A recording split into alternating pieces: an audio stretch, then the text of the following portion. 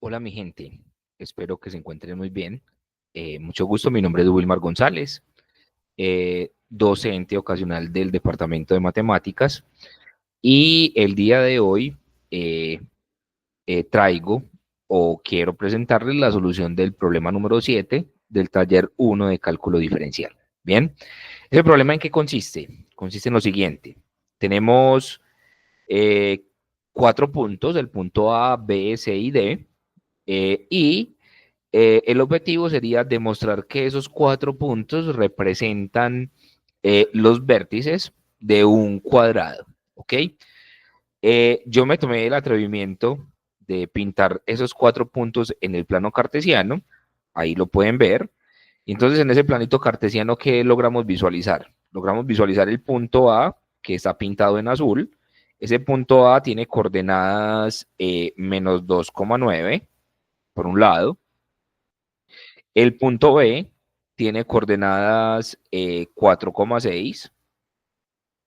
El punto C, que está con gris, tiene coordenadas C, tiene coordenadas, permítanme un segundo, porfa, pintémoslo en negro. El punto C tiene coordenadas 1,0. Y por último tenemos el punto D, que tiene coordenadas menos 5,3. ¿Ok? Esos son los 4 puntos que están pintados en el plano cartesiano y el objetivo sería demostrar que esos 4 puntos representan los vértices de un cuadrado. ¿Ok? Y entonces para demostrar más bien que esos 4 puntos son los vértices de un cuadrado, yo tengo que demostrar 2 cosas. Bien, las 2 cosas que tenemos que demostrar es, primero, tengo que demostrar que todos los lados de este cuadrado tienen exactamente la misma longitud, o por así decirlo, tendríamos que demostrar que los 4 lados tienen igual longitud, ¿ok? Entonces, por acá, primera parte, o digamos, primer paso de la demostración, tengo que demostrar que los 4 lados del cuadrilátero, del cuadrilátero tienen igual longitud.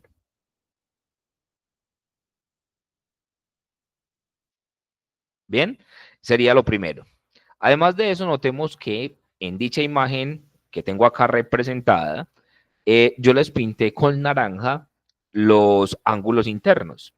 Y entonces lo segundo que tendríamos que demostrar para que este cuadrilátero represente un cuadrado es lo siguiente. Entonces tendríamos que demostrar que el ángulo alfa, ¿ok? Es igual al ángulo beta, ese beta es igual al ángulo gamma y esto es igual a teta, y todos estos 4 ángulos tienen que ser iguales a 90 grados, ¿ok?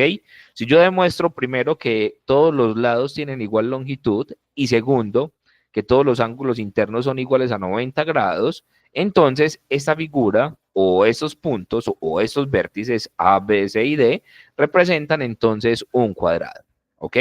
Y vamos entonces a comenzar a dar nuestro primer paso. Yo como demuestro que este cuadrilátero tiene todos los lados de igual longitud. Pues simplemente vamos a recordar lo siguiente. Bien, recordemos que yo tengo un par de puntos, en este caso los voy a bautizar como el punto P y el punto Q.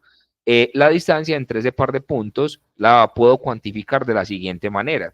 Entonces, por acá, supongamos lo siguiente. Vamos a escribir esto. Vamos a decir que sean P igual a X1, Y1, un punto arbitrario, ¿bien? Y Q, un punto también arbitrario, llamémoslo acá X2, Y2. Entonces, la distancia entre P y entre Q la voy a anotar como esta D, entre paréntesis P, Q, eso me va a representar la distancia entre P y entre Q, y va a ser igual a la raíz cuadrada de la diferencia entre las X al cuadrado más la diferencia entre las Y al cuadrado. Bien, esa es la definición de la distancia entre cualquier par de puntos. Ahora sí, para demostrarlo primero, pues yo tendría que ir y calcular la distancia entre 4 pares de puntos. Bien, inicialmente vamos a calcular la distancia entre este puntico A y el puntico B. Luego vamos a calcular la distancia entre el puntico B y el puntico C. Y análogamente distancia entre C y entre D. Y por último, distancia entre D y entre A. Si esos 4 amigos o esas 4 distancias son iguales, probablemente ese cuadrilátero represente un cuadrado. ¿Ok? Entonces vamos a demostrar eso inicialmente. Vamos a considerar estos 4 punticos, permítanme, yo me los traigo por acá para abajo. Y vamos entonces a entrar o a tratar de calcular la distancia entre parejas diferentes de esos 4 puntos.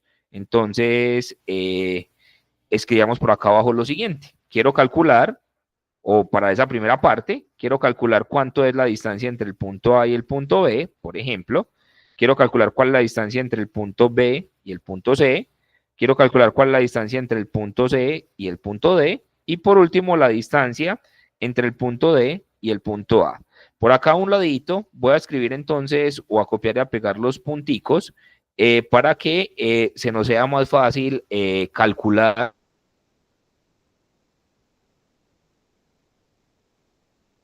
dichas distancias. Por ejemplo, ¿qué sería la distancia entre el punto A y el punto B? Sería, por definición, la raíz cuadrada. Bien, la raíz cuadrada de, en este caso, la diferencia entre las x, o sea, es decir, en este caso, menos 2 menos 4 elevado al cuadrado, más la diferencia entre las y, que en este caso sería 9 menos 6. Y esta expresión elevada al cuadrado, ¿qué hice? Estoy restando las variables x, o sea, es decir, la coordenada x de cada uno de los puntos, lo elevo al cuadrado y le sumo la diferencia entre las coordenadas y lo elevo al cuadrado. De forma análoga, entonces puedo definir la distancia entre A y entre B de esta manera. Entonces, en este caso nos va a quedar 4 menos 1, diferencia entre x al cuadrado, más 6 menos 0, diferencia entre y elevada al cuadrado. Distancia entre C y entre D sería por acá la raíz cuadrada de 1 menos pilas menos 5 al cuadrado, más 0 menos 3 al cuadrado. Y por último, la distancia entre D y entre A, pues la podemos cuantificar como la raíz cuadrada de menos 2 menos menos 5, menos menos 5 al cuadrado, más 9 menos 3 elevado al cuadrado. Esa es la forma entonces en cómo nosotros podremos calcular las distancias entre todas esas parejas o pares de puntos. Voy a borrar esto por acá, eso era simplemente un auxiliar, y ahora sí entonces calculemos cuál es cada una de estas distancias. Por ejemplo, la primera distancia se nos transforma en la raíz cuadrada de lo siguiente, sería menos 2 menos 4 daría menos 6, y menos 6 al cuadrado daría un total de 36, más 9 menos 6 daría 3, y 3 al cuadrado daría 9, para un total de raíz cuadrada de 45. Continuemos con la distancia entre B y entre C. Y la distancia entre B y entre C nos daría lo siguiente. Sería raíz cuadrada, 4 menos 1, en este caso daría 3. 3 al cuadrado nos daría 9, más 6 menos 0 nos daría 6, y 6 al cuadrado nos daría 36, también para un total de raíz cuadrada de 45. Continuemos con distancia entre C y entre D, sería la raíz cuadrada de 1 menos menos 5, o sea, 1 más 5, y 1 más 5 daría 6, 6 al cuadrado se transforma en 36, más 0 menos 3 daría menos 3, y menos 3 al cuadrado nos daría 9, también para un total de raíz cuadrada de 45, y finalizamos entonces con la distancia entre D y A, que en este caso sería la raíz cuadrada de menos 2 menos menos 5, o sea, menos 2 más 5, menos 2 más 5 nos daría 3, 3 al cuadrado es 9, 9, perdón, más 9 menos 3, que sería 6, y 6 al cuadrado daría 36, y 9 más 36 daría finalmente raíz cuadrada de 45. Entonces notemos que todos estos resultados, todo lo que voy a subrayar como con este café, son iguales. O sea que de momento este cuadrilátero cumple con la condición de que todos sus lados tengan exactamente la misma longitud. Ok, entonces eso se lo voy a representar acá en esta figurita. Y en esta figurita entonces voy a pintar que este lado tiene raíz cuadrada de 45 como longitud. Digamos, este otro segmento entre B y entre C también tiene una longitud de raíz cuadrada de 45. Entre C y entre D también tenemos raíz cuadrada de 45. Y por último tenemos entonces la raíz cuadrada de 45. Muy bien, ya dimos entonces nuestro primer paso. Nuestro primer paso consistía en demostrar que todos los lados de ese cuadrilátero tenían igual longitud. Ahora sí, vámonos entonces para el paso 2. Y entonces en el paso 2, ¿qué quiero hacer? Quiero de alguna u otra manera comprobar o demostrar que los ángulos internos de este cuadrilátero son todos iguales a 90 grados. Voy a partir, digamos, esa parte de la demostración de la siguiente manera. Voy a pintarme por acá un cuadrilátero, más o menos de esta forma, ¿ok? En ese cuadrilátero, pues recordemos, este es nuestro punto A, esto es nuestro punto B, esto es nuestro punto C, y finalizamos por acá con nuestro punto D, ¿ok? Y en ese cuadrilátero tenemos en nuestra parte interna unos ángulos. Yo los bauticé inicialmente como el ángulo alfa, este es nuestro ángulo beta, este es nuestro ángulo gamma, y por acá tenemos entonces nuestro ángulo teta. ¿Ok? ¿Cómo voy a partir yo para tratar de calcular dichos ángulos? En principio, voy a partir de lo siguiente. Bien, voy a pintar o voy a imaginarme algo que se llama una diagonal, ¿sí? O la diagonal del cuadrilátero. Y, por ejemplo, pensemos en la línea que me une el punto D con el punto B. Eso se llama una línea diagonal, ¿ok? Pensemos entonces en esta diagonal. Cuando yo pinto esta diagonal, notemos que sucede lo siguiente. Voy a partir ese cuadrilátero en dos figuras que son iguales o en dos figuras que son triángulos congruentes o triángulos o abusaré un poquito de, digamos, de la definición y voy a decir no congruentes, sino triángulos que son exactamente iguales. ¿Ok?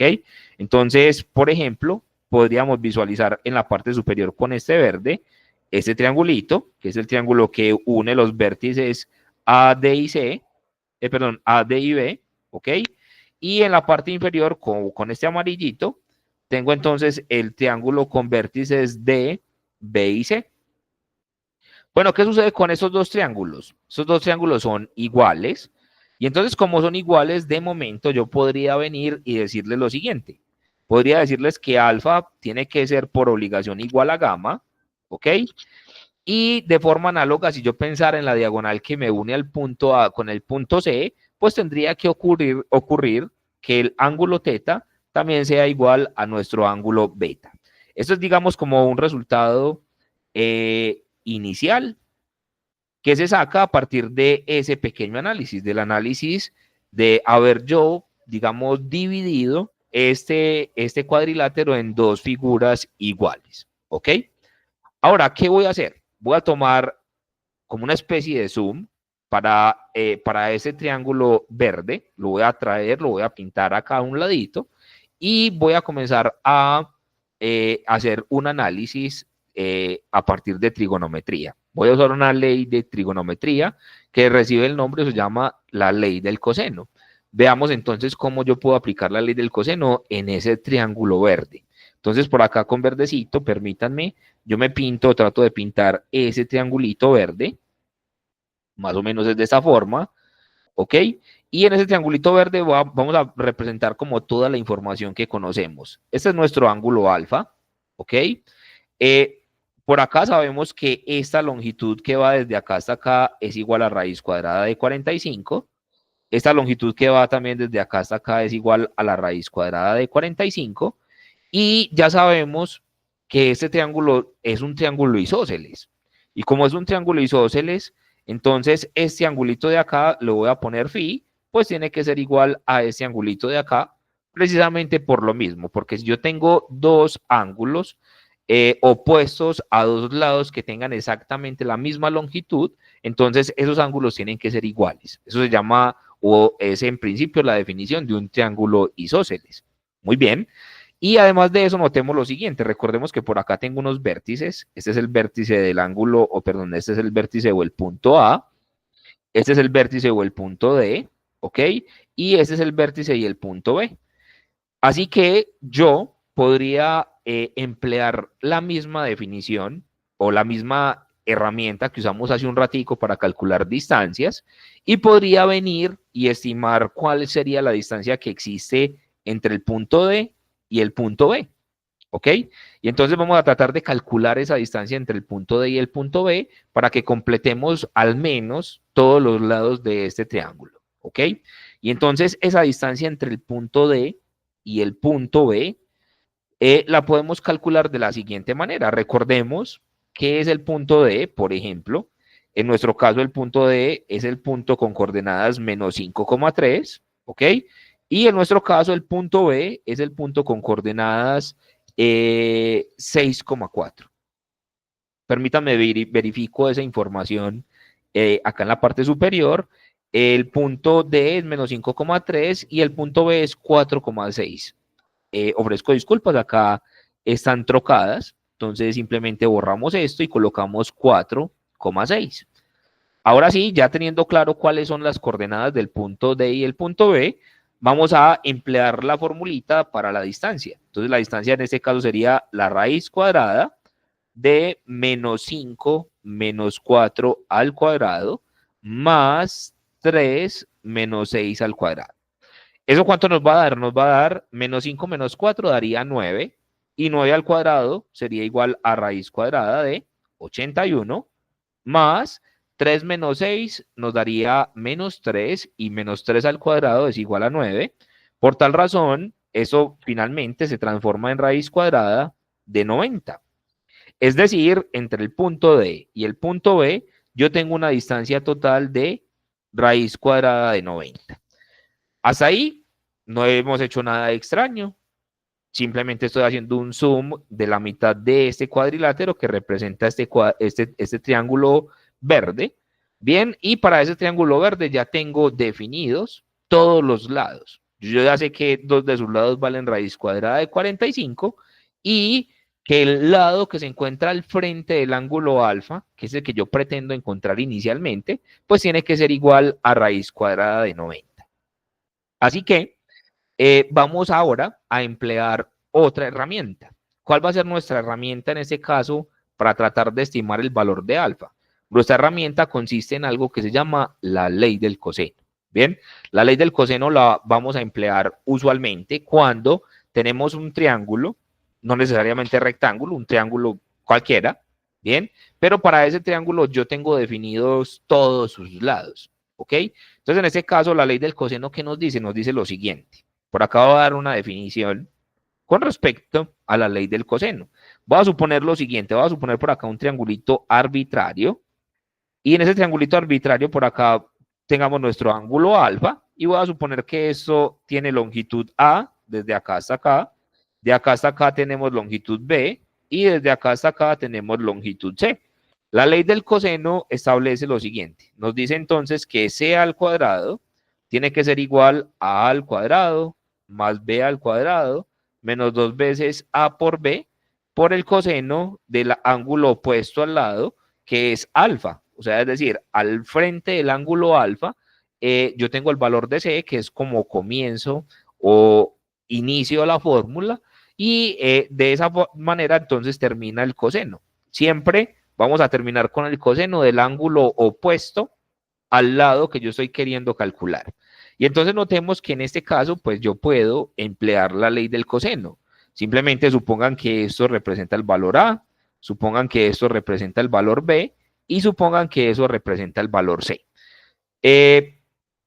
Vamos entonces para allá. Vamos a tratar de emplear la ley del coseno para nuestro triangulito verde.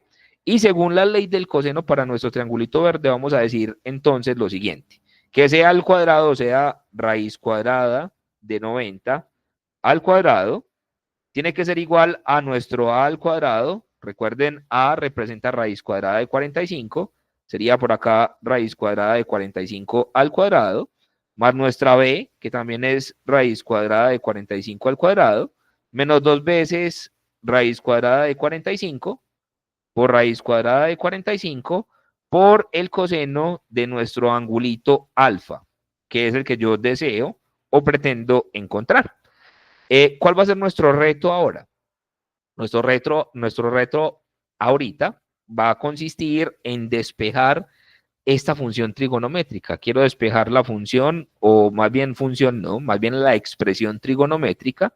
Esta funcióncita de acá o esta expresioncita de acá es la que yo quiero o deseamos despejar. Entonces, ven y yo la subrayo con, por ejemplo, con rosa, y voy a enfocarme entonces en despejar esta expresión trigonométrica. Entonces, si yo quiero despejar esa expresión trigonométrica, vamos a hacer lo siguiente. Notemos, por ejemplo, que raíz de 90 al cuadrado nos daría simplemente 90, es igual a raíz cuadrada de 45, que es simplemente 45, más raíz cuadrada de 45 al cuadrado es 45, menos 2 veces raíz de 45 por raíz de 45, eso se transforma en 45, multiplicando al coseno de nuestro angulito alfa.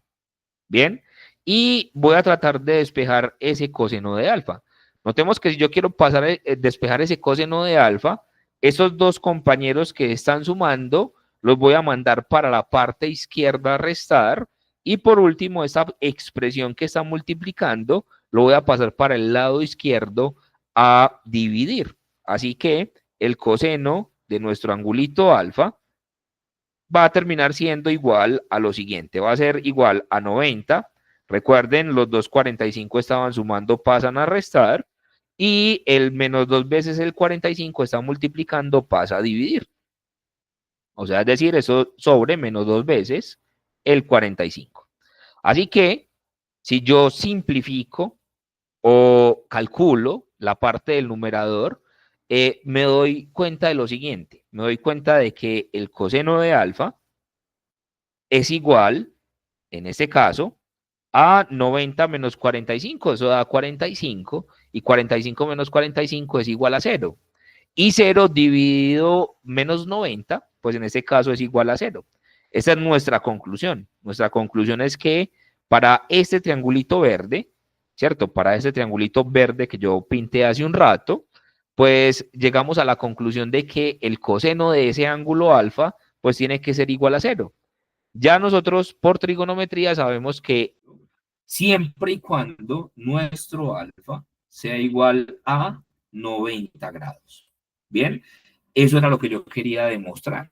Quería demostrar que al menos todos los ángulos, perdón, que quiero demostrar que todos los ángulos son iguales a 90, pero con este resultado he demostrado que al menos el ángulo alfa es igual a 90 grados. ¿Ok?